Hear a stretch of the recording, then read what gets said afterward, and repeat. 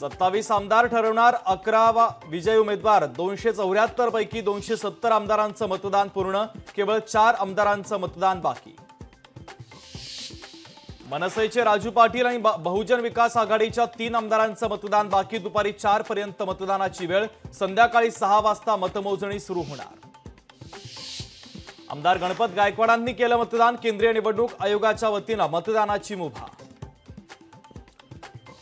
काँग्रेसच्या सर्व 37 आमदारांचं मतदान पूर्ण। मतदानानंतर आमदार कैलास गोरंट्याल यांची खास शायरी। चंद्रकांत पाटील आणि संजय राऊतांची गळाभेट, आपण परत एकत्र यायलाच पाहिजे, संजय राऊतांचं सूचक वक्तव्य। आधी चॉकलेट डिप्लोमसी, आता एकत्र येण्याची भाषा। विधान भवनात संजय राऊत आणि अजित पवारांची भेट। राष्ट्रवादीतील फुटीनंतर प्रथमच अजित पवार आणि जयंत पाटील समोरासमोर। भाजपच्या नेत्या मेघना बोर्डीकरांचा विधानसभेतील व्हिडिओ व्हायरल। फाईलमध्ये पैसे ठेवतानाचा व्हिडिओ व्हायरल।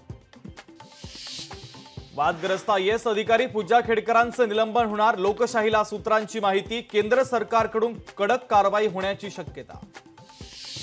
नवाब मलिकांना सर्वोच्च न्यायालयाचा दिलासा। नवाब मलिकांच्या जामिनात 2 आठवड्यांची वाढ।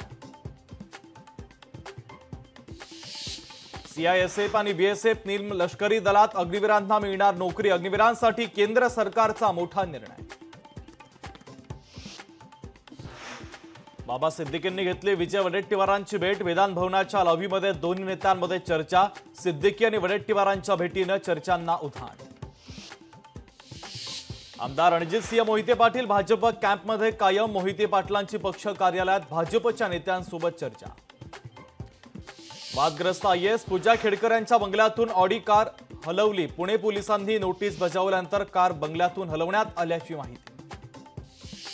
कोणत्याही परिस्थितीमध्ये महायुतीचेच उमेदवार जिंकतील, दिलीप वळसे पाटलांचा विजयाचा विश्वास। तर महाविकास आघाडीचे उमेदवार निवडून येतील, आमचा एकही आमदार फुटणार नाही, आमदार सतेज पाटलांनी व्यक्त केला विश्वास।